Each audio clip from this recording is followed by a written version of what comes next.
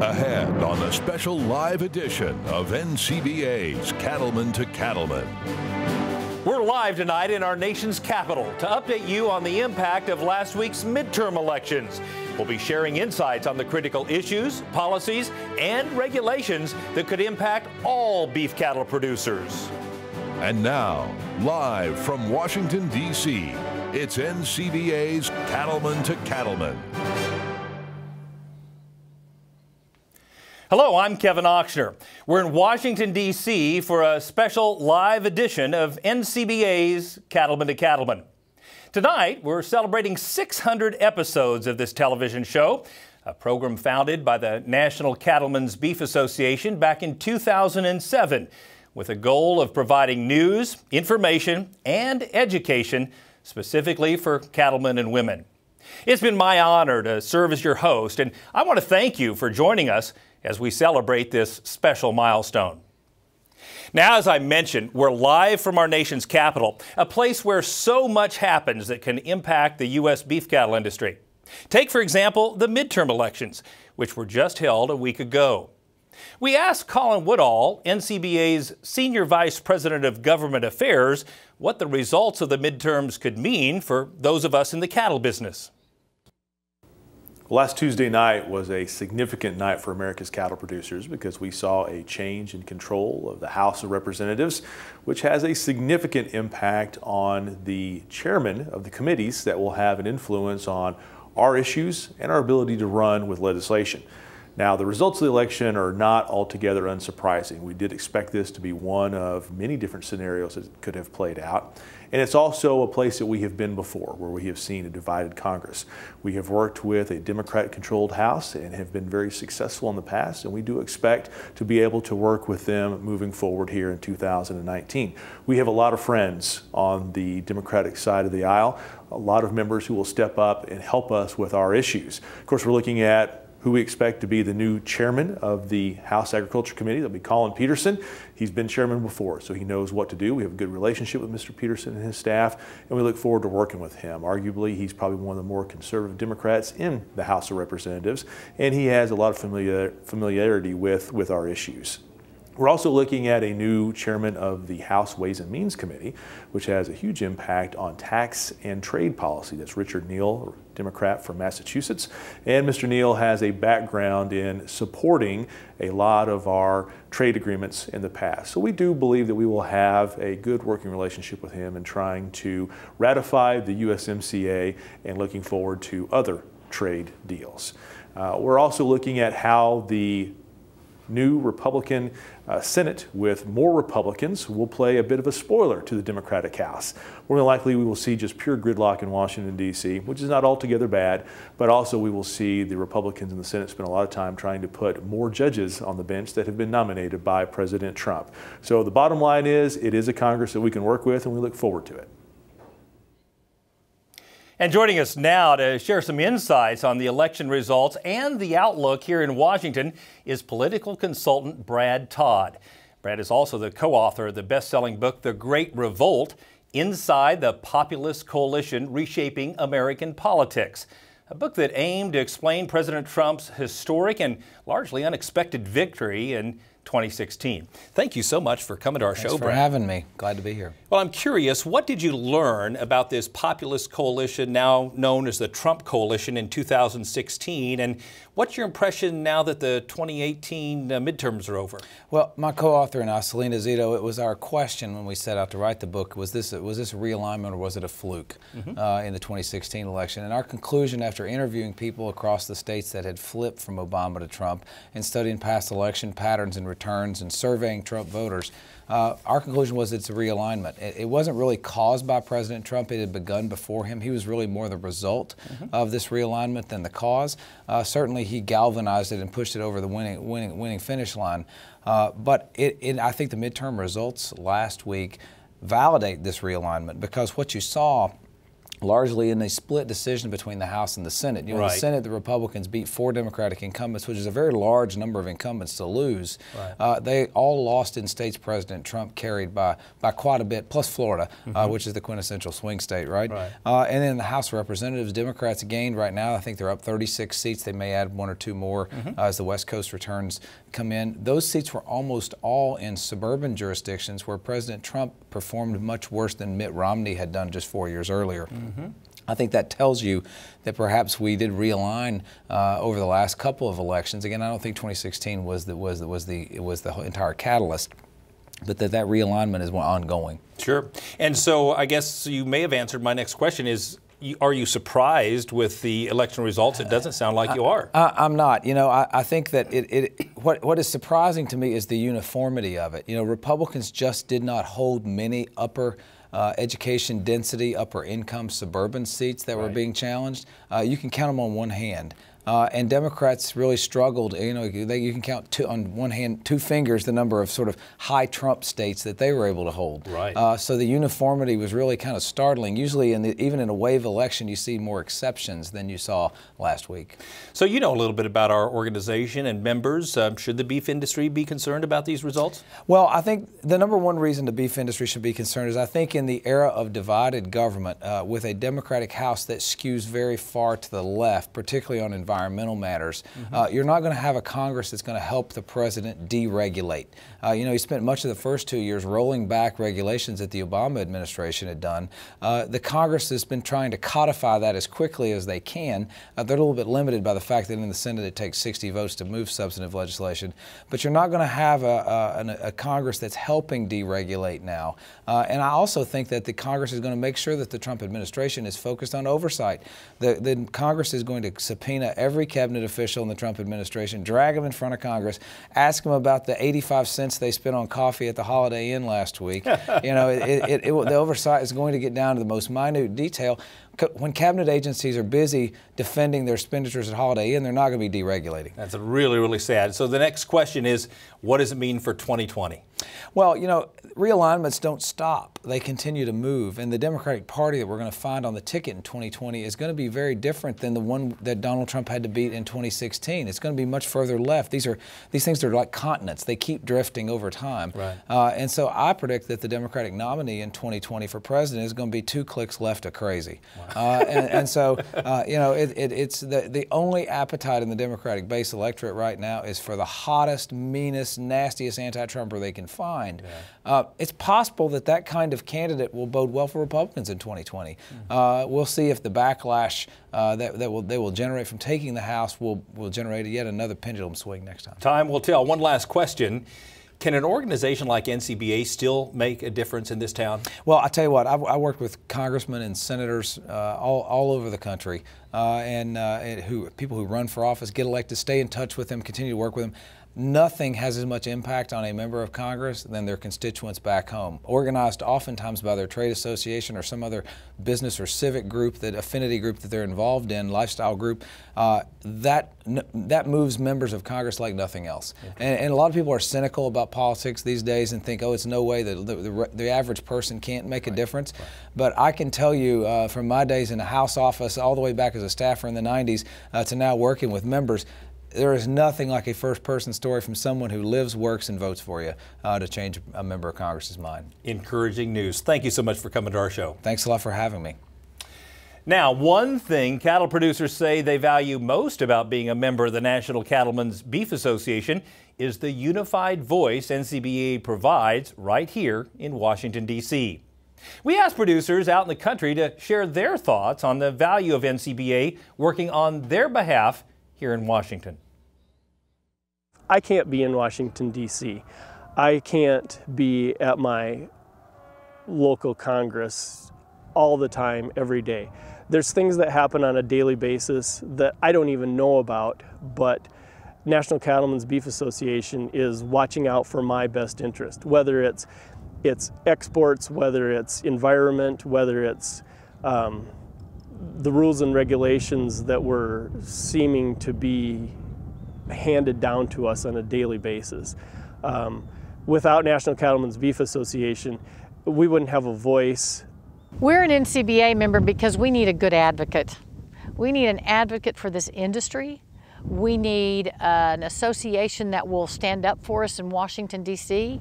We need an association that will stand up for us on the world level in terms of imports and exports. Our world is getting smaller. Our information is quicker. I mean, we know things that are happening in a world away in 10 minutes. And I think NCBA is there to help us sort through that information, what's going to affect us, and to kind of give us direction. Hey, this is coming. We need to be ready for this. And they're our voice. You know, I don't have time to go and talk to my representatives. I barely have time to go talk to my local county council.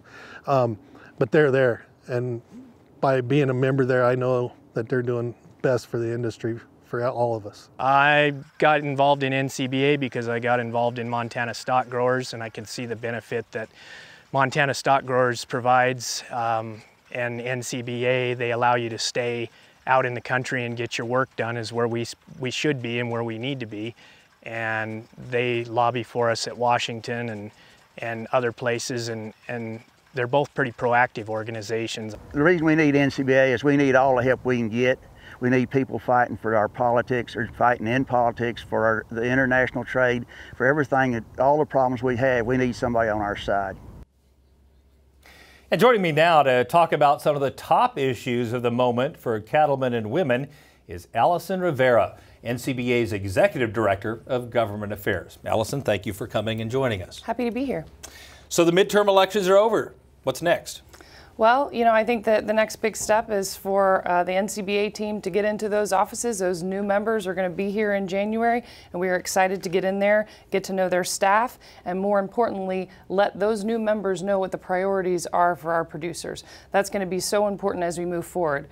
You know, we're going to have a divided Congress, but at the same time, NCBA has a lot of friends on the Democratic side and the Republican side, and we are excited to be able to work with those new members and get them in here and get them all the information that they're looking for. And speaking of working with those folks, let's talk Farm Bill. We've been working on it for a long while. What are the prospects of getting something done before the new Congress for the first of the year? You know, I think that the big four members that are, you know, meeting as we speak, I think that they do recognize that they want to get something done before the end of the year. I think it's important. We've been, as you stated, we've been working on this bill for almost 2 years now. We're in conference committee. We're close to the finish line. We just need to work out those last minute details and really just get the bill done. There's a lot of programs that will expire at the end of December, and a lot of important programs. And so I think most members of Congress realize that we have to get it done. House leadership has already said that it is a priority for the lame duck session. And so what are some of the priorities for NCBA in this Farm Bill? So from the very beginning, our priorities have been very simple and very clear. We didn't want to come to the table asking for too much, but we wanted to make sure we came strong. So we asked for funding for a foot and mouth disease vaccine bank. This bank would be, you know, solid protection for our industry. We did see support from both Republicans and Democrats. It's a very bipartisan issue, and we're appreciative to those members for that. We also wanted to make sure that we saw a strong conservation title. Programs like EQIP are so important to our producers, and they want to be able to continue to use them, which means that we need to make sure that NRCS has the funding available to continue for our producers to be able to use those programs. Those are our two biggest asks. We obviously are very supportive of research funding as well, and something that we've kept a close eye on. Livestock transportation, big issue. What's the update? Absolutely. So we are sitting, livestock haulers are sitting in an ELD delay until December 7th. We are grateful for that. NCBA has worked very hard to continue to keep that delay in place. But the focus has shifted a little bit from ELDs to the bigger issue, which is hours of service. We need flexibility in hours of service.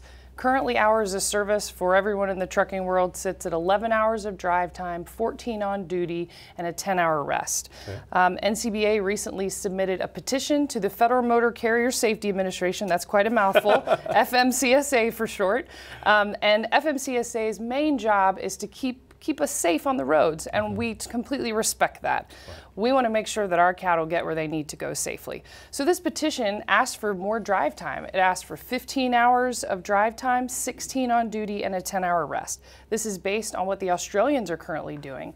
What we want is for them to accept this petition. In return, we will do a little more driver fatigue management training.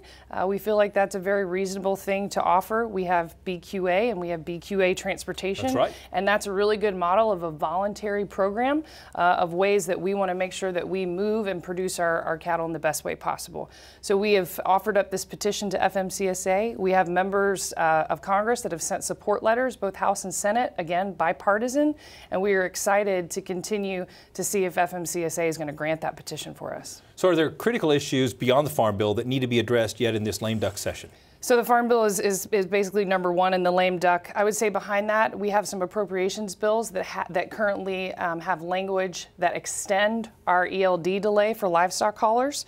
So in order to get that delay until September 30th of 2019, we need to get those appropriations bills passed and across the finish line. We are grateful that both the House and the Senate included delay language in their bills. So we know that there are a lot of members on board. We just got to get them across the finish line. One last question I ask all you folks at the NCBA office. Why is it important for NCBA to have a presence here in Washington, D.C.? I think all these things that we've talked about today, the Farm Bill and transportation, you can see that NCBA is getting wins for their members.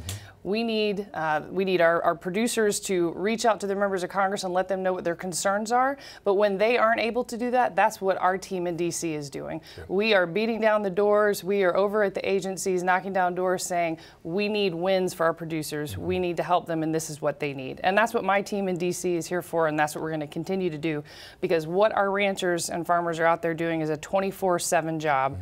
And so while they're out there doing that, we need to be here working for them. You've racked up some great wins this last year. Keep up the good work. Absolutely, we sure will. Thank you. You can help NCBA fight for common sense federal policies and against efforts that threaten the future of our beef cattle industry by becoming a member of NCBA. When you join, you'll receive the members-only Beltway Beef newsletter, a weekly update straight from Washington, D.C. that gives you the latest information on the key policy initiatives that will impact your business. To become a member, call 1-866-233-3872, or you can visit the website joinncba.org. Still ahead on this special edition of NCBA's Cattlemen to Cattlemen, we'll have more on what's happening here in Washington, D.C. and how it can impact the members of the cattle industry. That includes comments from both Secretary of Agriculture Sonny Perdue and Undersecretary of Agriculture Ted McKinney. Stay with us. We'll be back right after this. When it comes to the beef business, there's no room for gray area. The decisions being made in Washington affect the future of the beef industry, the livelihood of your fellow farmers and ranchers. Your National Cattlemen's Beef Association knows there's what benefits cattlemen and there's what doesn't. To us, it's as clear as black and white. Visit joinncba.org to learn more. At Case IH, we believe it's our job to provide you with solutions. That's why our Farmall and Maxim tractors, as well as our tools and attachments, are designed with you in mind. From mowing to baling to loading and more, we're here to help turn your to-dos into to-dones. At Case IH, we'll keep your days running smoothly with equipment that's durable, versatile, and highly efficient. No wonder farmers are more loyal to Case IH than any other brand. Visit your local dealer or go to caseih.com/livestock for more.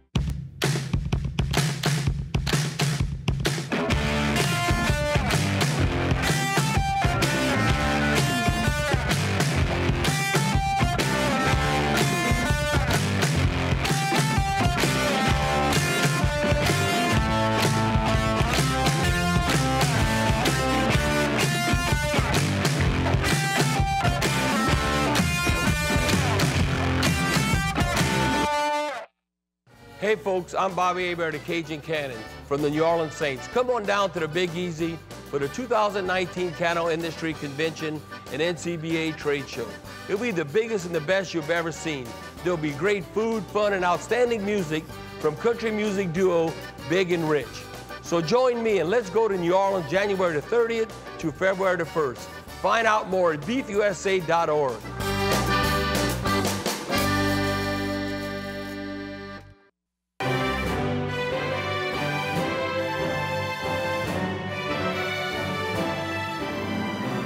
Welcome back to NCBA's Cattlemen to Cattlemen. We're here at the United States Department of Agriculture, and with me now is U.S. Secretary of Agriculture, Sonny Perdue. Mr. Secretary, thank you so much for giving us some time today. Glad to visit with you, Kevin. You know, about a month ago, the USDA and FDA hosted a joint meeting talking about who should have jurisdiction over this lab-grown fake meat. Now, NCBA believes fervently that it should reside right here at the United States Department of Agriculture. Why do you believe you're the best agency to regulate these products? Well, again, I think probably in this food safety environment in which we're in, I think a single food safety agency government-wide would be the best example because of the conflict in the dual jurisdiction. And we're probably going to get in some dual jurisdiction here over the cultivation of the stem cells initially. FDA does that in humans and others, and there's a role for them. But when it becomes stem cells growing into a product that's going to be consumed, we want the same standards that we have in our traditional beef to be over the cell cultured protein to be examined in the same way. And we're pleased to hear about that.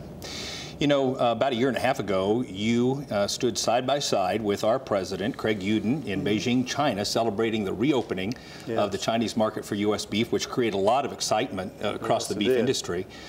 Given the current trade tensions with China, what are the prospects for U.S. beef producers being able to capitalize on that opportunity? Well, obviously, our beef has gotten overtaken by the trade disruptions that affect everything, but I got a good reception initially, and I expect our U.S. beef to enjoy a great market share in China as soon as we can resolve these trade disputes that we currently have with China.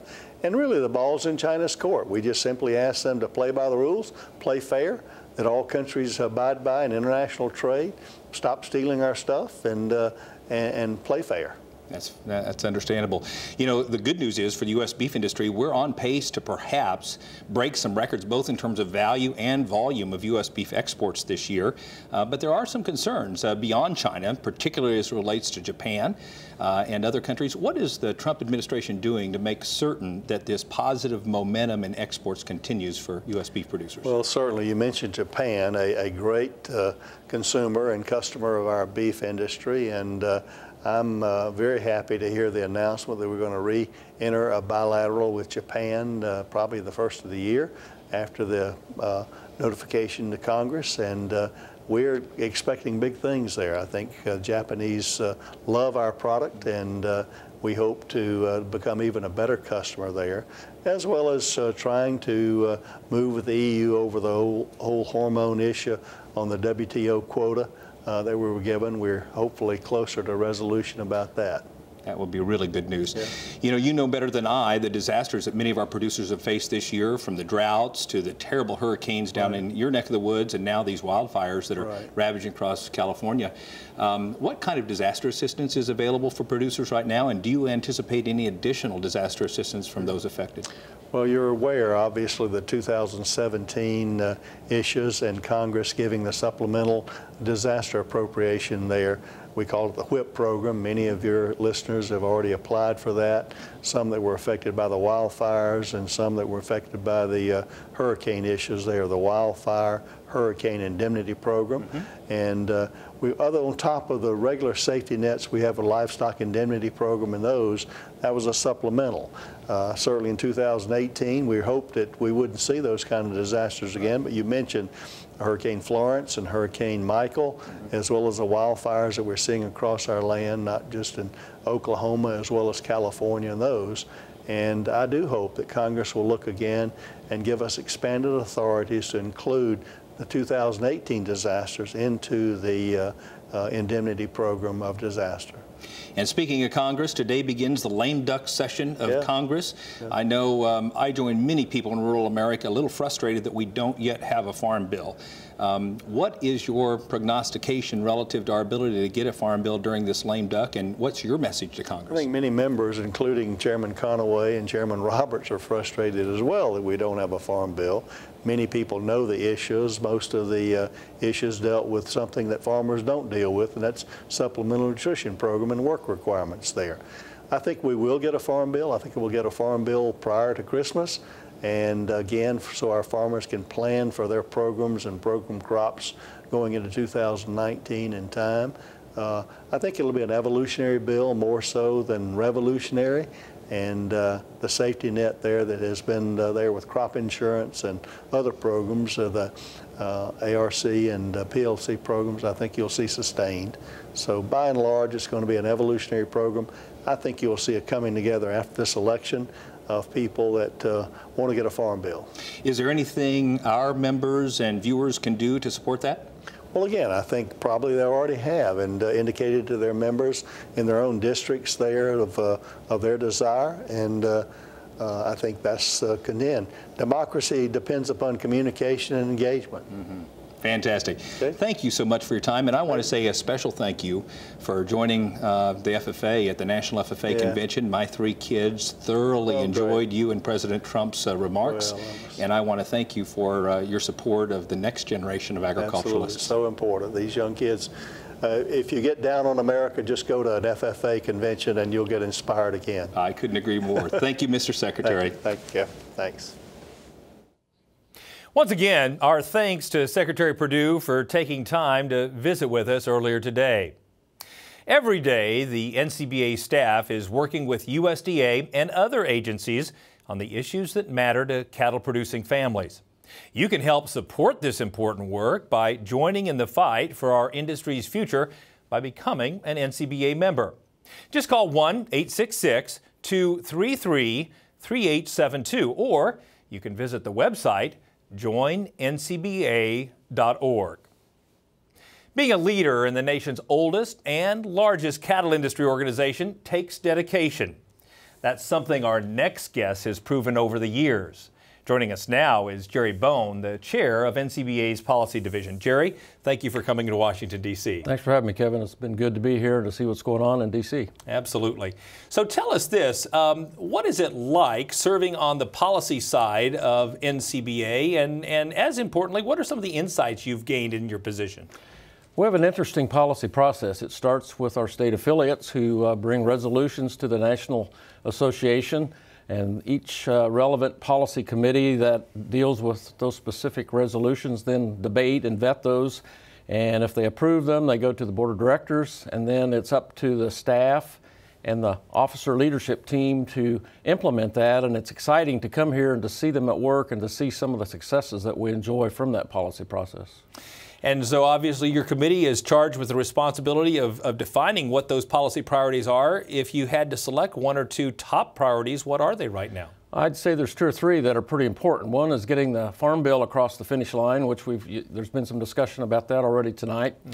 Mm-hmm. 2 would be getting some trade issues taken care of. We would like to see a bilateral agreement done with Japan. We'd like to see the trade dispute between China and the U.S. resolved so that we can give some assurance to our producers that there are trade markets out there.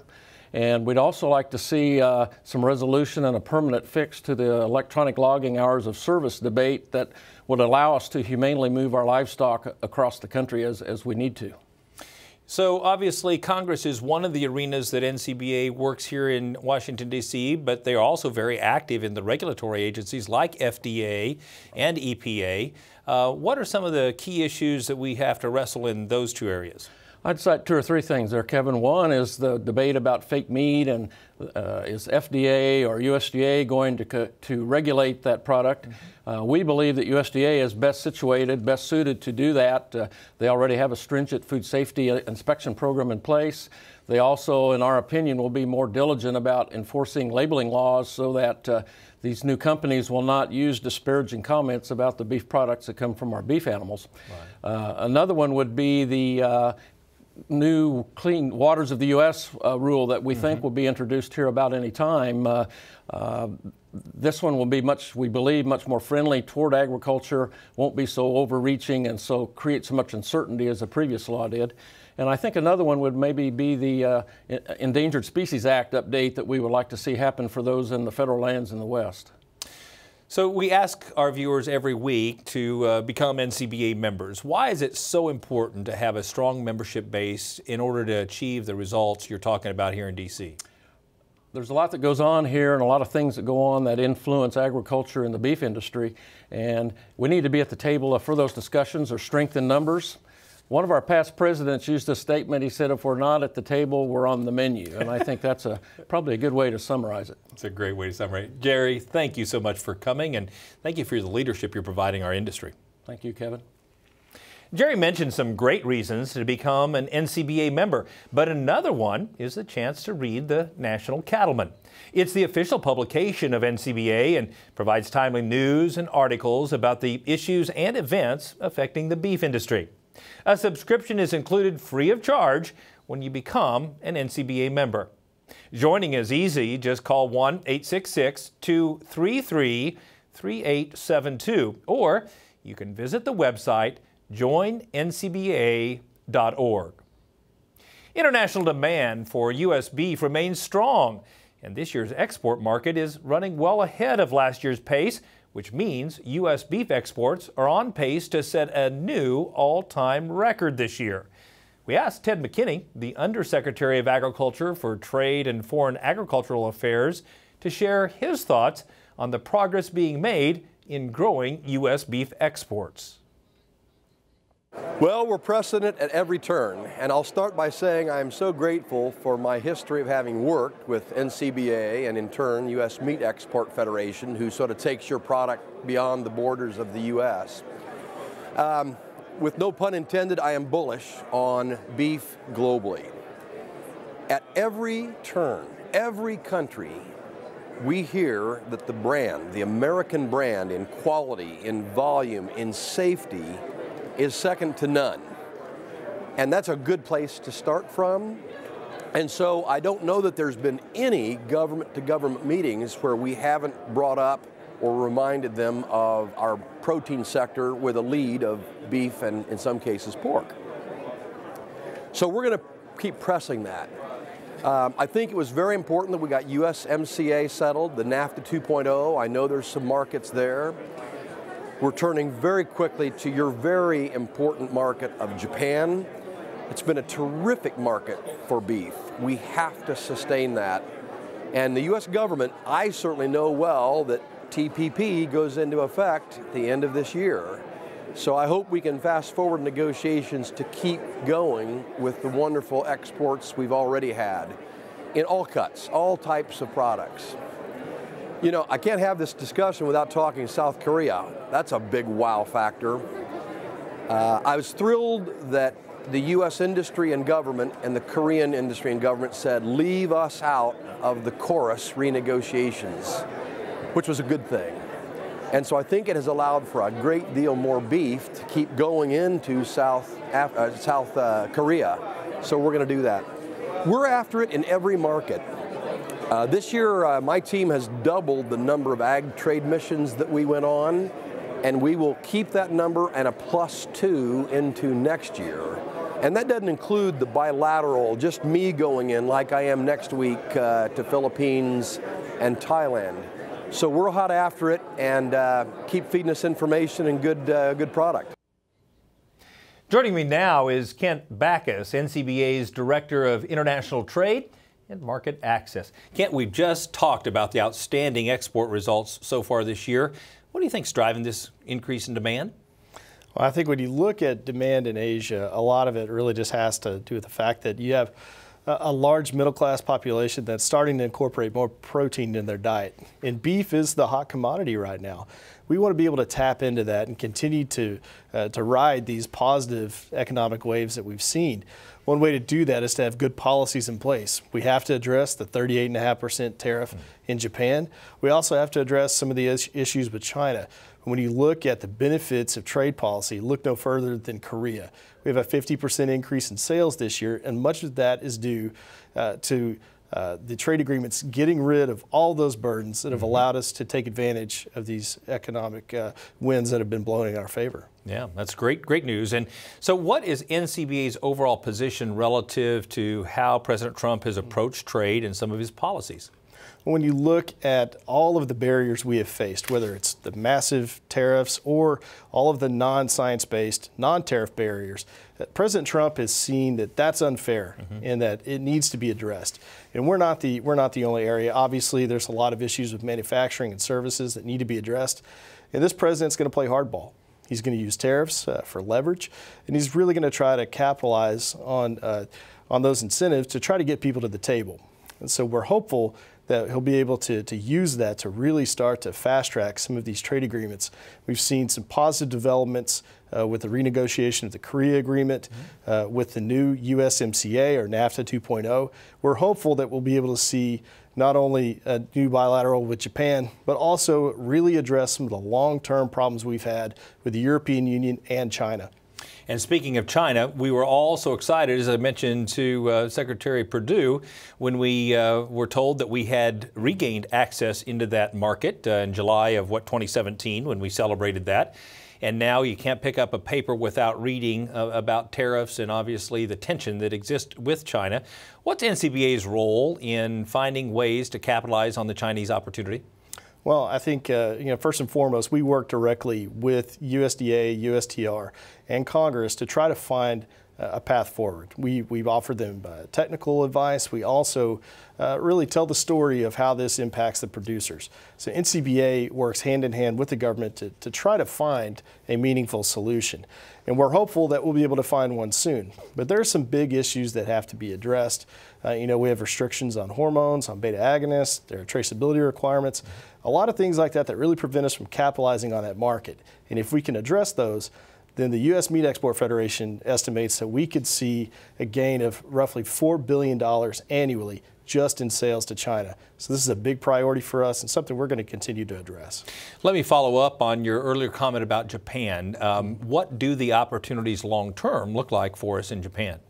Oh, when you look at the Japanese market, it's our biggest export market by far. We're on track to probably get close to $2 billion in sales there, but we're not going to really reach our potential till we address the tariff barriers that are in place.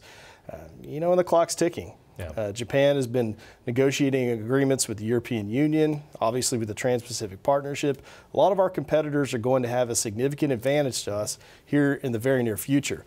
So the clock's ticking, and it's very important that we have a bilateral agreement that addresses those tariff barriers and really puts us back in the front where we belong. Exports critically important as we grow the beef supply and add, 27.5 billion pounds, I think they're projecting next year of beef. Tell us, what is NCBA's role, and give us some perspective of what we have done as an organization to improve the outlook for beef exports. Well, I think you can look at our history of support for trade agreements. And, we have supported trade agreements, but we've also been there to guide our government and Congress in making sure that they're the right trade agreements. It's a very simple approach. We want market-based, science-based, and rules-based trade. And so really the big gains for us have been eliminating tariffs and bringing science to trade. We need predictability in these markets because, we're not subsidized. We depend on competition and on exports, but it has to be fair and it has to be free. And so NCBA has been there to not only guide the agencies like USDA and the U.S. Trade Representative's Office, but also Congress to make sure the right terms of trade are in place. And that's something we stand behind. Lots of things to celebrate, but lots of challenges down the road. Thanks for all the work you do. Thank you. Coming up, we'll have more from Washington, D.C. on this special live edition of NCBA's Cattlemen to Cattlemen. So stay with us. We'll be right back.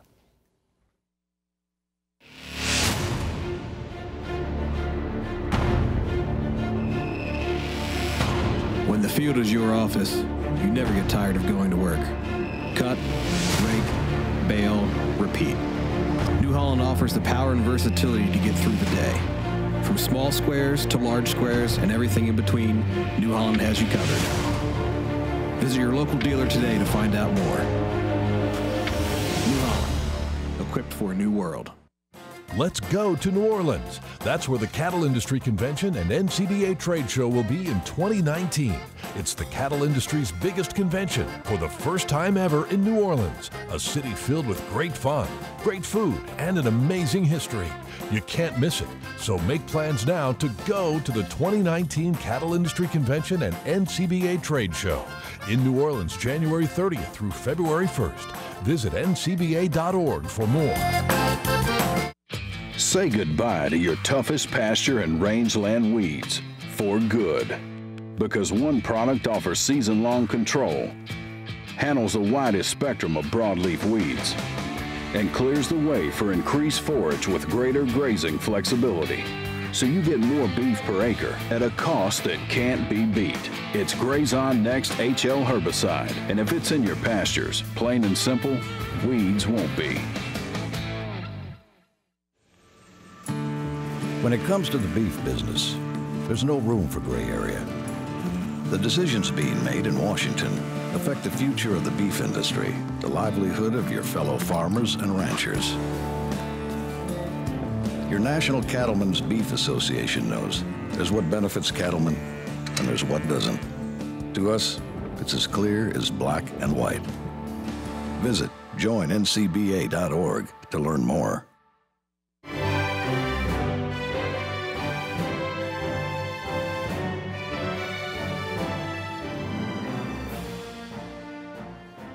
Welcome back. We're celebrating 600 episodes of NCBA's Cattlemen to Cattlemen and digging into some of the tough issues facing the cattle industry.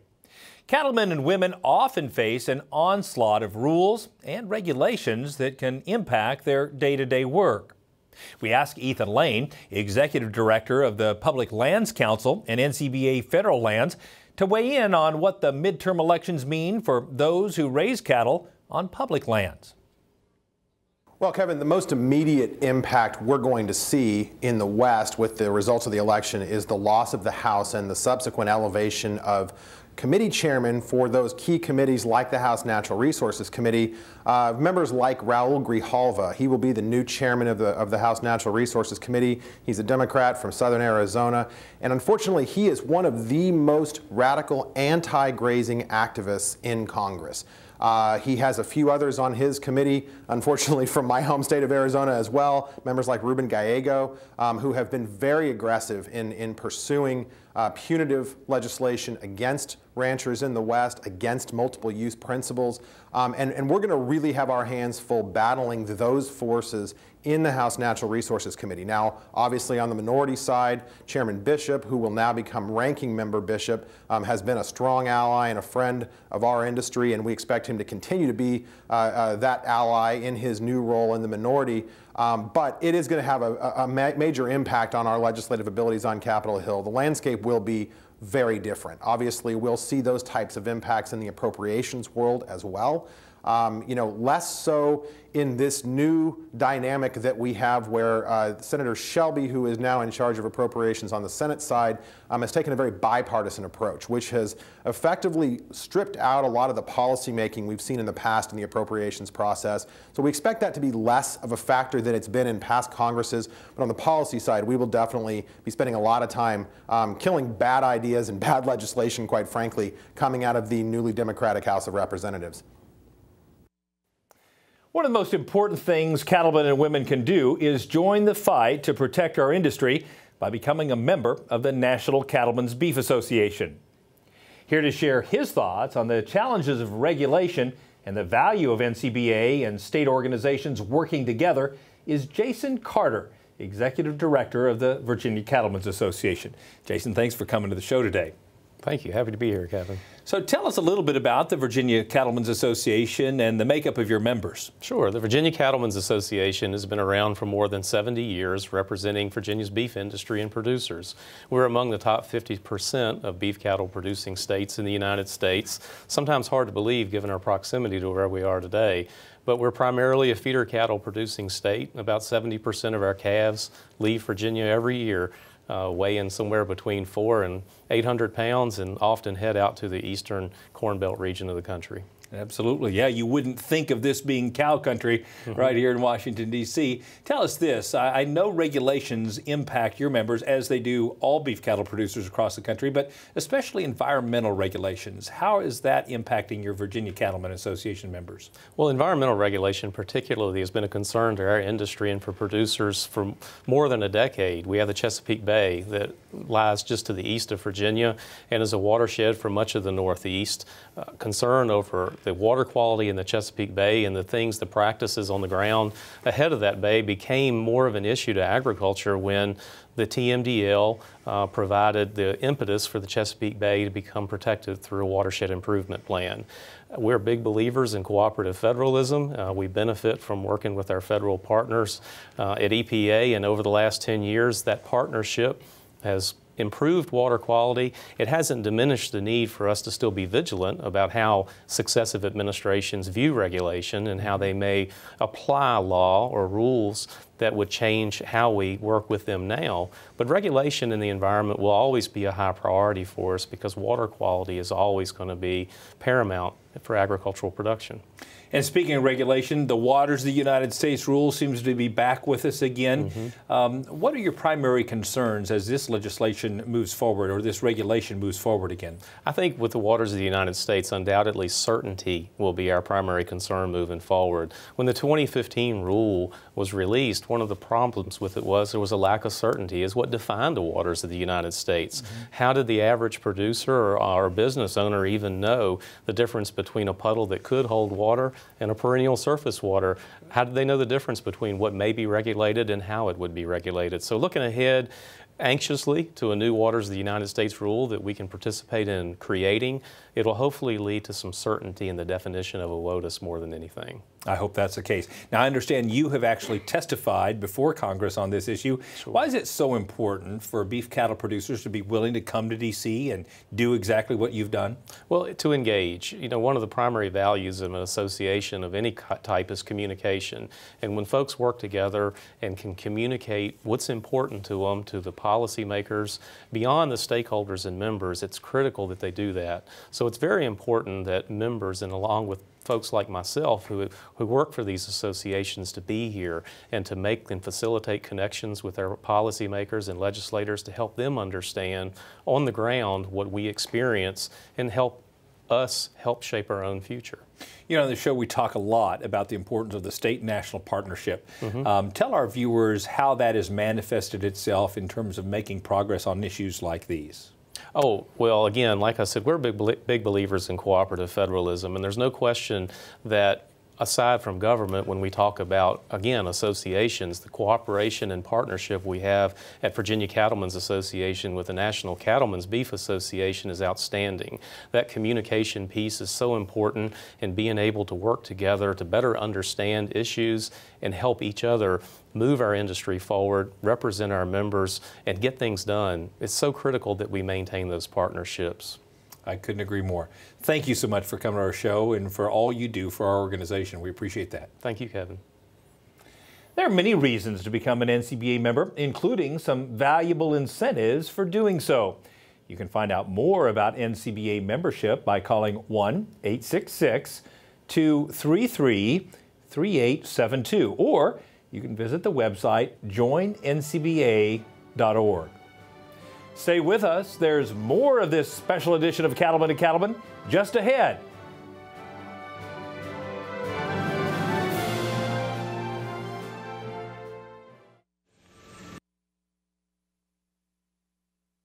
There's no room for gray area. The decisions being made in Washington affect the future of the beef industry, the livelihood of your fellow farmers and ranchers. Your National Cattlemen's Beef Association knows there's what benefits cattlemen and there's what doesn't. To us, it's as clear as black and white. Visit joinncba.org to learn more.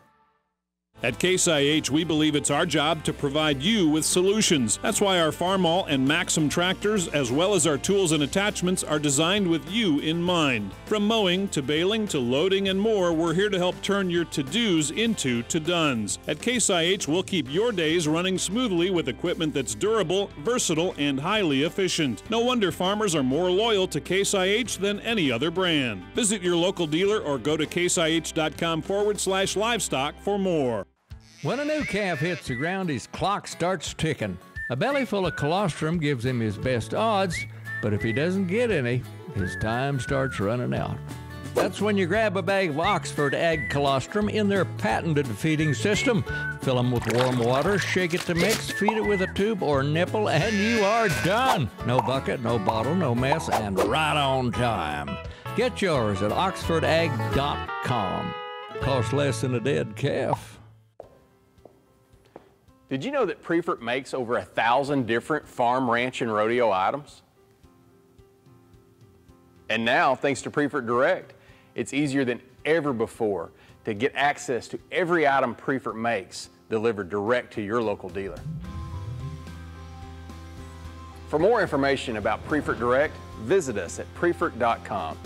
Prefert, America's #1 name in farm, ranch, and rodeo.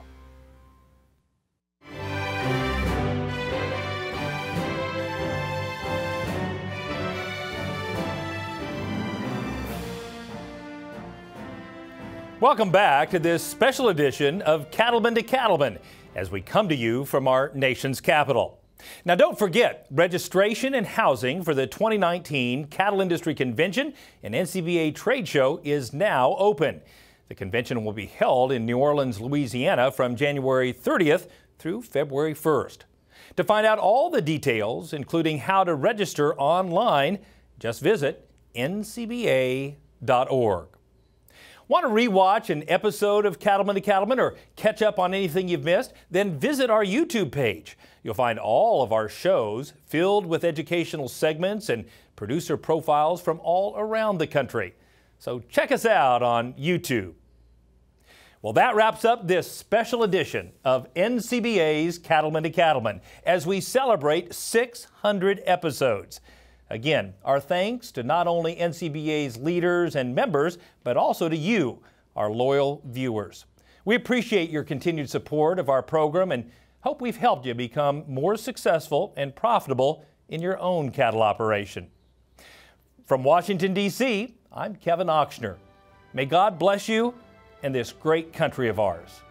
We'll see you again next week, right here on RFD TV.